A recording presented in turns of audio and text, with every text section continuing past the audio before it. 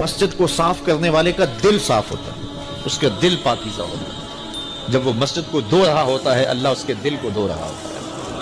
جب وہ مسجد سے کوئی گندگی والی چیز، کوئی میلی چیز یا کوئی تنکا یا کوئی کوڑا باہر نکالتا ہے اللہ اس کے دل سے گناہوں کے کوڑے نکالتا ہے۔ کتنے خوش نصیب لوگ ہیں جو مسجدوں کے ساتھ جڑے ہوئے ہیں۔ ایک روایت میں فرمایا جس شخص کو مسجد کی دیکھ بھال کرتے دیکھو، مسجد کی صفائی کر رہے ہیں، وہاں پڑی ہوئی کوئی نامناسب چیز اٹھا رہا ہے، مسجد میں روشنی کا انتظام کر رہا ہے، مسجد میں خوشبو کا انتظام کر رہا ہے، مسجد کے کاموں میں لگا ہوا، اگر کسی شخص کو دیکھو اس کے ایمان کی گواہی دے دو یہ بندہ مومن ہے، یہ مسلمان بندہ ہے۔ مسجد کو صاف کرنے والے کا دل صاف ہوتا ہے، اس کا دل پاکیزہ ہوتا ہے۔